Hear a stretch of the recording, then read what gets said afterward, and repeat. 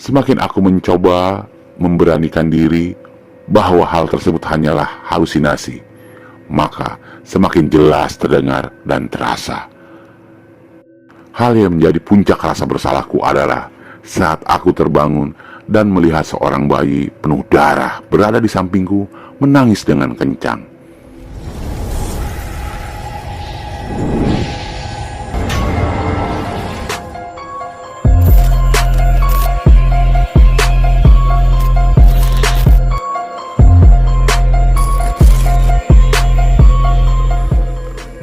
Bismillahirrahmanirrahim.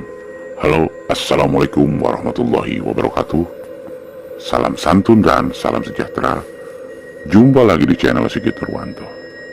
Seperti biasa, channel Sigit Nurwanto akan bercerita tentang kisah horor. Di episode kali ini, channel Sigit Nurwanto akan bercerita tentang kisah nyata, yaitu hantu anakku terus menerorku. Ini adalah kisah nyata. Saya di sini akan bercerita dari sudut pandang. Sebut saja namaku Mei. Kita langsung ke cerita. Aku masih tidak mengerti mengapa rasa bersalah ini begitu melekat, hingga membuat otakku nyaris gila dibuatnya setelah kejadian 2 tahun lalu. Tidak ada hentinya, ia terus menghampiriku seakan meminta perhatian dari manusia. Berbagai cara sudah aku lakukan untuk melupakannya, namun tidak satupun berhasil. Rasa bersalah ini makin terus memuncak bila aku sedang sendirian di apartemen. Tidak jarang aku ingin melakukan aksi bunuh diri dengan melompat dari balkon lantai 18 kamarku. Aku ingin berhenti diganggu olehnya. Tolong, berhenti mengikuti aku. Aku mencintainya, tapi ini bukan salahku. 2 tahun silam, namaku Mel. Aku adalah seorang yatim piatu yang tinggal di ibu kota sendirian. Aku tidak terlahir dari keluarga kaya, tapi tempat yang aku tinggal saat ini merupakan milik tanteku. Meski begitu, tanteku jarang pulang ke Indonesia karena memiliki suami seorang bule. Sering merasa kesepian di apartemen membuat aku sering membawa kekasihku untuk datang dan menginap. Sebut saja kekasihku, namanya adalah Kavi. Dia memiliki wajah yang manis, sehingga membuat aku jatuh cinta sejak 6 bulan aku pindah ke apartemen ini. Ia merupakan tetanggaku di tower sebelah. Sehingga saat merasa kesepian, tidak sulit untuk menemuinya, sekedar bertemu dan ngobrol. Tidak hanya wajahnya yang menawan, tapi perkataannya begitu manis sehingga seringkali membuat aku hanyut dalam raihnya.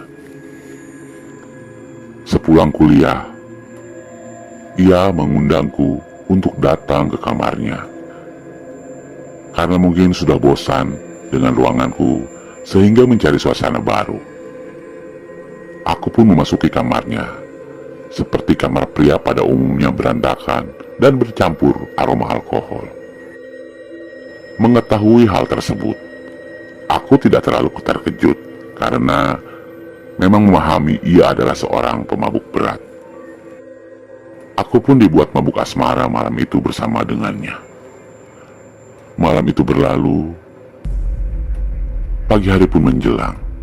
Aku segera pulang dan bersiap untuk pergi kuliah. Sesampainya di kampus, aku merasa tidak enak badan. Aku merasa kepalaku pusing hingga tidak fokus lagi di dalam kelas dan memutuskan untuk pulang dan beristirahat. Aku meminta Kavi untuk menjagaku. "Sayang, aku pulang,"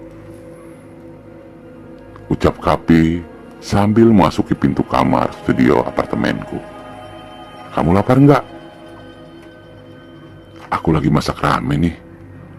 Kalau kamu mau, biar sekalian," ucapku sambil sibuk memasak. "Duh, Mel, memang kamu tuh calon istri idaman," kata Kavi sambil memelukku dari belakang. "Sayang, aku punya berita baik," ucapku sambil menghadap ke dirinya dan membalas pelukannya.